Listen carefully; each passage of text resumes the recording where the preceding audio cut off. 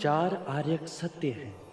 एक, जब तक सृष्टि रहेगी दुख मनुष्य के साथ छाया की तरह चलेगा। दो, इस दुख का कारण है वस्तु से स्वयं को पकड़ के रखना। जो वस्तु क्षणभंगुर है तो मार्ग क्या हो। तीन, मुक्ति के लिए विवेक जगाना आवश्यक है। स्वयं को केंद्रित रखो। जो आए, चाहे दुख की सूचना या आनंद की परछाई, उसके बीच स्वयं को स्थिर रखो। चार, इस मार्ग पर दुख के बंधन टूटेंगे और परम सत्य की उपलब्धि। अंधविश्वास किसी पर मत करना, चाहे वो धर्म ग्रंथ हो या किसी महानुभाव का कहना, जब तक वो तुम्हारी अपनी बुद्धि और विवेक की कसौटी पर खरा ना उतरे। ये संसार जिसे हम यथार्थ मानते हैं, दुख और पीड़ा का क्षणभंगुर खेल है। जो जन्मा है उसकी मृत्यु निश्चित है। यही सृष्टि का नियम है। अज्ञान ही सारी विषमताओं की जड़ में है। अज्ञान न पूजा न व्रत न चढ़ावों से समाप्त होता है। अज्ञान केवल ध्यान से दूर होगा। सौंदर्य अनित्य है, इसीलिए भाव बोध से मुक्त पुरुष न सुंदरता से सम्मोहित होता है और न ही कुरूपता से विरक्त। जिस क्षण तुम्हारे अंतर में ये भाव उत्पन्न हुआ कि तुम पाप कर रहे थे, उसी क्षण तुमने स्वयं अपनी मुक्ति के मार्ग पर पहला पग धर दिया। सत्य के मार्ग पर चलते हुए दो भूल हो सकती है। पहला, पूरा रास्ता तय ना करना, और दूसरा, उसे आरंभ ही ना करना। घृणा से घृणा नहीं मिटाई जा सकती। घृणा मिटती है केवल प्रेम से, और ये प्रकृति का अटल सिद्धांत है। जीवन मरण हर मनुष्य के जीवन का क्रम है।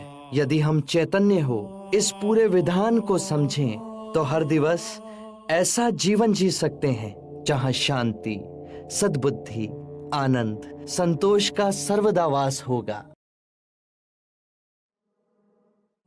जोश से भयंकर कोई अग्नि नहीं, घृणा से भयंकर कोई जानवर नहीं, अविवेक से बढ़कर कोई जाल नहीं, लालच से बढ़कर कोई बाधा नहीं। व्यक्ति का मन ही उसका सबसे बड़ा शत्रु है, जो उससे अनुचित कार्य करवाता है। हम जो सोचते हैं उसका ही परिणाम बनते हैं। अच्छा विचार अच्छा परिणाम देता है, बुरा विचार बुरा परिणाम। ये प्रकृति का अटल नियम है। करुणा से ही हम दूसरे जीव की पीड़ा समझ सकते हैं, उसका दुख दूर कर सकते हैं। हम कितनी भी पुण्य की बातें पढ़ लें, कह लें, जब तक वो आपके अपने कृत्य ना बन जाए तब तक कोई लाभ नहीं। आत्ममुक्ति के 3 चरण हैं: शीलाचार, ध्यान और ज्ञान। शीलों का आचरण करने से ध्यान साधना बढ़ती है। ध्यान साधना से ज्ञान का उदय होता है, जिससे शीलों का गहन आचरण संभव होता है।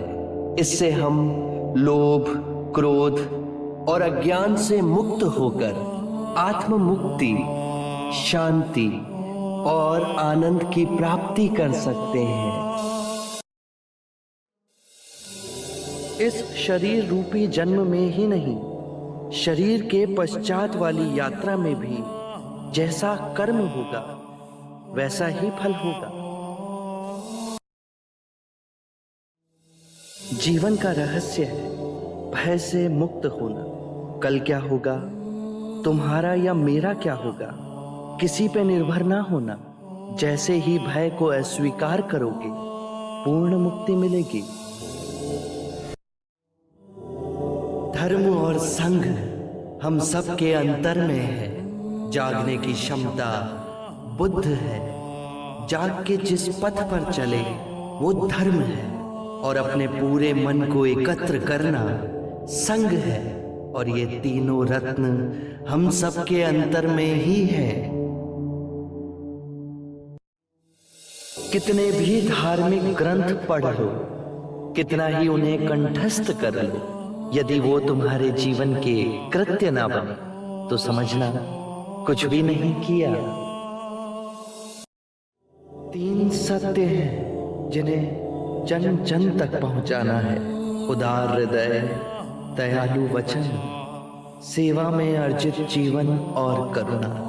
यही 3 मंत्र मानवता का नव निर्माण करेंगे। मृत्यु का भय उसे ना होगा जिसने अपना जीवन बुद्धिमानी से जिया हो। ये शरीर तो नश्वर है, पर मेरी वाणी, मेरे सूत्र बन सदैव आप लोगों के पथ को प्रकाशमयी करेंगे। अपो दीपो भव, अपना दिया स्वयं बनना, अपने बुद्ध को पहचानना। जागो और धर्म के मार्ग पे चलो, अपने अंतर के संग को साधो। अपनी शरण में जाना, किसी को ना खोजना। जो है सब अस्थिर है, उसके बीच स्थिर रहना। परिश्रम से निरंतर संघर्ष करना, कभी हार ना मानना। क्रोध करना अपनी हथेली पर गर्म कोयले को रखने के समान है, जो हम किसी दूसरे पर फेंकना चाहते हैं, पर इस क्रिया में हम स्वयं को ही हानि पहुंचाते हैं।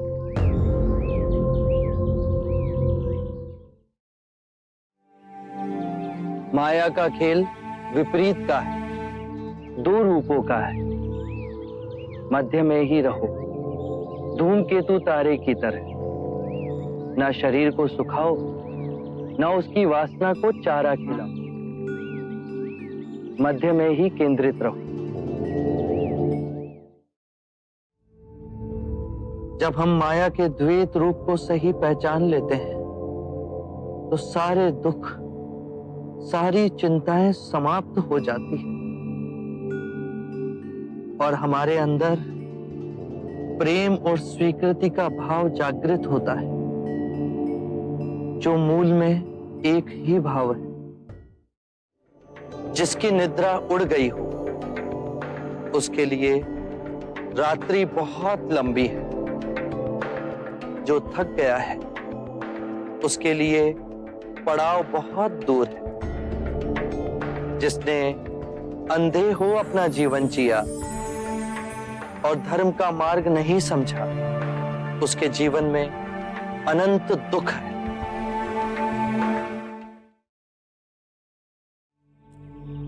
सौंदर्य क्या है बुद्ध? सौंदर्य जो अमिट है, जो कभी दुखों का कारण नहीं बनेगा, वो करुणामयी, मुक्त हृदय, कभी भी कार्य कारण से बंधा नहीं होता। वो हृदय जिसमें शांति और आनंद का भाव हो, वही परम सत्य है। बस अभ्यास करो, ये द्वार सबके लिए खुले हैं। बस पहला पग आपको स्वयं उठाना है। सुख और दुख एक ही सिक्के के 2 रूप। जब सुख की कामना का अंत हुआ, तो दुख का भय समाप्त हुआ। आकाश गंगाओं में यात्रा करो, पर पैर धरती पर गड़े होने चाहिए। यदि व्यक्ति अज्ञान और भ्रांति को अपने विवेक से मिटाएगा नहीं, तो परम आनंद और मुक्ति के दूसरे छोर पे कैसे पहुंच पाएगा? चाहे वो पूजा करे या अनुष्ठान, या व्रत करे या किसी नीति पर चले, वो इस किनारे ही रहेगा।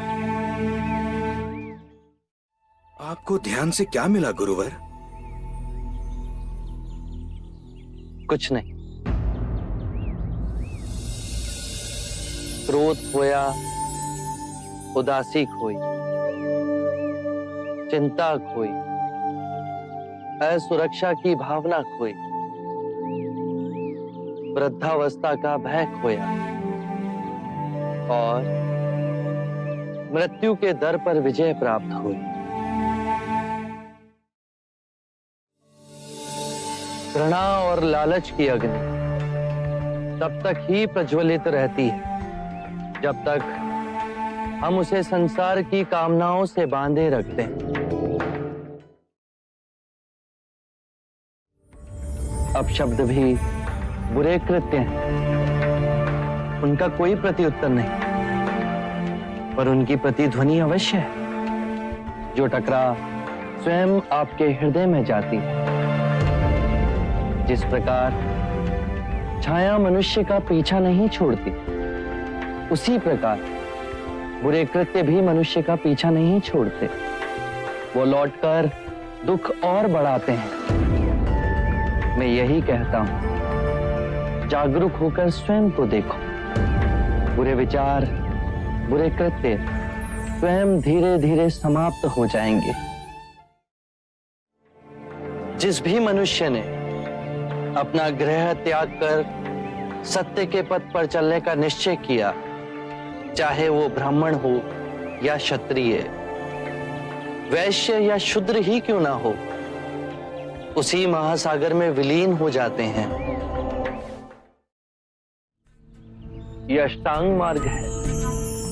इसके माध्यम से सम्यक ज्ञान, सम्यक विचार, सम्यक वाणी, सम्यक कर्म, सम्यक जीवन व्यापन, सम्यक प्रयास, सम्यक चेतना और एकाग्रता संभव होती है।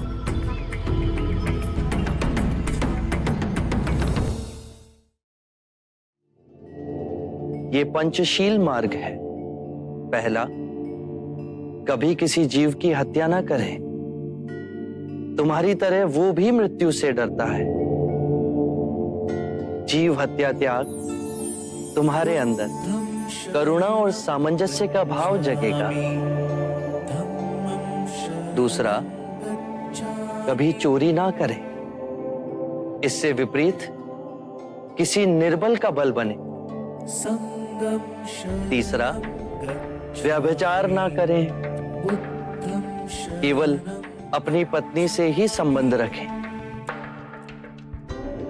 चौथा, कभी असत्य ना बोलें, ऐसे वचन ना बोलें जो सत्य को तोड़ते मरोड़ते हों। पांचवा, किसी भी नशीले पदार्थ का सेवन ना करें। मेरा मार्ग सरल है पर कठिन है। यदि तुम बुद्ध नहीं तो तुम्हें बुद्ध में कोई रुचि नहीं होगी, और यदि तुम्हें बुद्ध में रुचि है तो तुम स्वयं बुद्ध हो। मेरे प्रिय भिक्षु, यदि तुम सच्चे हृदय से मेरे प्रति आदर और आभार व्यक्त करना चाहते हो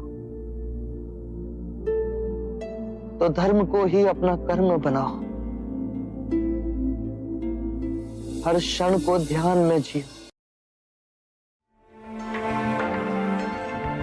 किसी भी बात पर, चाहे वो आपने कहीं पढ़ी हो या किसी महानुभाव का कहना हो या मेरे ही कहे हुए वचन ही क्यों ना हो, सहजता से विश्वास मत करना जब तक वो तुम्हारी बुद्धि, तुम्हारे विवेक और तुम्हारे सामान्य समझ की कसौटी पर खरा ना उतरे।